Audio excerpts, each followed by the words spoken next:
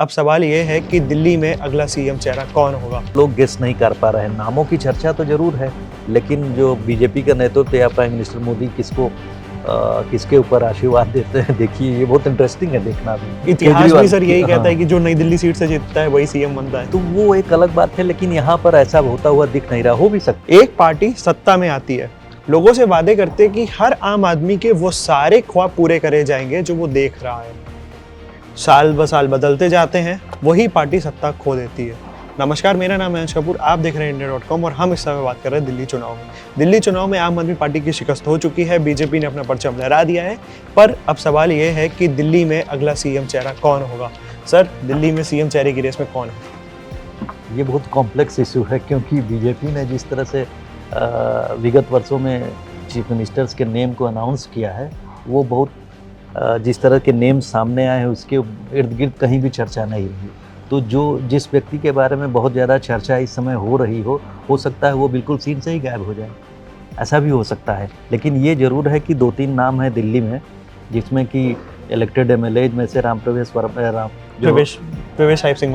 साहिब सिंह वर्मा का नाम चल रहा है बहुत तेज़ी से, और दूसरे 2-3 नाम और हैं। अगर महिला चीफ मिनिस्टर की बात करें तो रेखा गुप्ता का नाम है, या फिर वो शिखा रॉय हैं, या फिर सबसे बड़ी बात है कुछ इलेक्टेड जो हमारे जो यहाँ पर जो दिल्ली से एमपीज इलेक्ट हुए हैं, उसमें सुषमा स्वराज की जो बेटी हैं बांसुरी स्वराज का भी नाम लोग ले रहे हैं। स्मृति ईरानी का भी लोगों ने नाम लिया जी, उस समय उनका भी नाम चल रहा है। इनफैक्ट लोग कह रहे हैं, इस तरह के कयास लगाए जा रहे हैं, और उनको तो आप यूँ कहें कि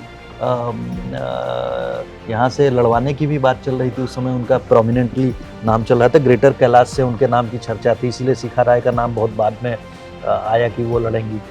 तो इस तरह से कयास तो या रिपोर्ट्स तो आती रहती हैं, लेकिन अभी बड़ा मुश्किल है। मैं आपको कहूँ कि लेकिन उसमें एक चीज़ बहुत अहम दिख रही है इस बार दिल्ली के लिए, कि हो सकता है कि कोई महिला मुख्यमंत्री भी बन सकती हैं, या फिर आप संगठन के व्यक्ति, जैसे आपने देखा होगा, आपको याद होगा कि बीजेपी ने जो सडन अनाउंसमेंट का जो बीजेपी ने किया है कि जैसे आपने, या फिर आप मध्य प्रदेश में जो चीफ मिनिस्टर का अनाउंसमेंट हुआ, तो इस तरह से जो सरप्राइज एलिमेंट देने की बात है वो बहुत इसीलिए लोग गेस नहीं कर पा रहे हैं। नामों की चर्चा तो ज़रूर है, लेकिन जो बीजेपी का नेतृत्व या प्राइम मिनिस्टर मोदी किसके ऊपर आशीर्वाद देते हैं, देखिए ये बहुत इंटरेस्टिंग है देखना भी।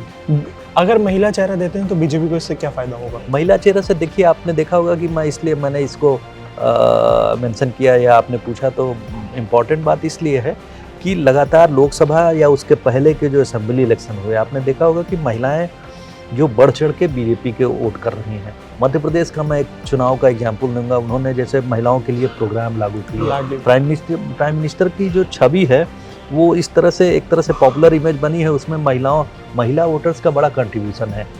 उसकी वजह भी है, उन्होंने जब जो कुछ प्रोग्राम्स लागू किए, चाहे वो उज्ज्वला योजना हो, या जो अर्बन हाउसिंग या रूरल हाउसिंग में जो महिलाओं का नाम, और उसके बाद लाडली बहना मध्य प्रदेश की जो योजना लागू हुई थी, उसमें 6% स्विंग हुआ था। 6% स्विंग होकर महिलाओं ने ज़बरदस्त तरीके से बीजेपी को वोट किया था।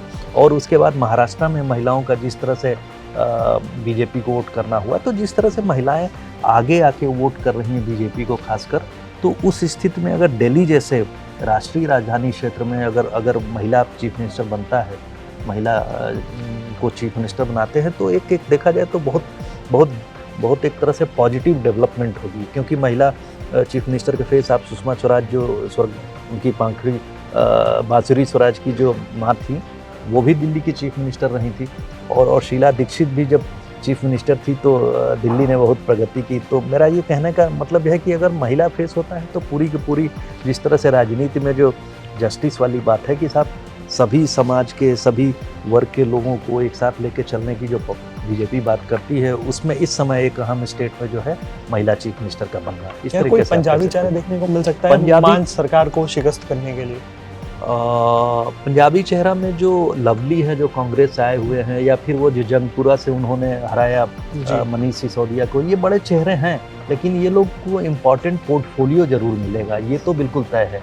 क्योंकि आपने देखा होगा बीजेपी 48 एमएलए में से कोई भी माइनॉरिटी फेस के नाम पे मुस्लिम एमएलए तो बीजेपी के साथ में है नहीं, तो सिख चेहरे के साथ में वो माइनॉरिटी अफेयर्स मिनिस्टर की एक जो इम्पोर्टेंट पोर्टफोलियो वो हो सकता है, या इसके अलावा जो आप देखेंगे कि कोई बड़ा चेहरा, बड़ा पोर्टफोलियो दिल्ली में, या डिप्टी चीफ मिनिस्टर, इस तरह की भी पोजीशन सिख चेहरों को दी जा सकती है।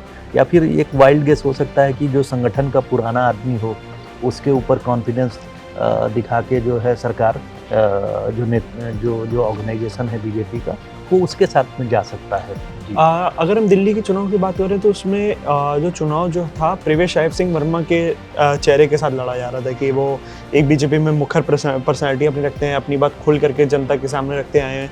अगर उनको ये मौका नहीं दिया जाता सीएम बनने का तो क्या आपसी वो गुस्सा देखने को हमें मिल सकता है कि क्योंकि सीएम की कुर्सी हर कोई ऑब्वियसली सर चाहेगा। नहीं, वो उनका नाम इसलिए प्रोमिनेंटली आ रहा है क्योंकि जाहिर सी बात है उन्होंने बहुत एक आम आदमी पार्टी के बहुत इंपॉर्टेंट, यानी उनके कन्वीनर हैं या नेशनल प्रेसिडेंट कुछ भी कहिए, जो इतिहास भी सर यही कहता है कि जो नई दिल्ली सीट से जीतता है वही सीएम बनता है। तो वो एक अलग बात है, लेकिन यहाँ पर ऐसा होता हुआ दिख नहीं रहा। हो भी सकता है, मैंने कहा जैसे राजनीति में असीम संभावनाएं होती है, कौन किस तरफ किसके फेवर में जो है पलड़ा भारी हो जाए, या नेतृत्व जो नेशनल जो लीडरशिप है किसके साथ करते, ये कुछ भी संभावना है। लेकिन ये कहा जाए कि उनके चेहरे के साथ में तो चुनाव नहीं लड़ा गया।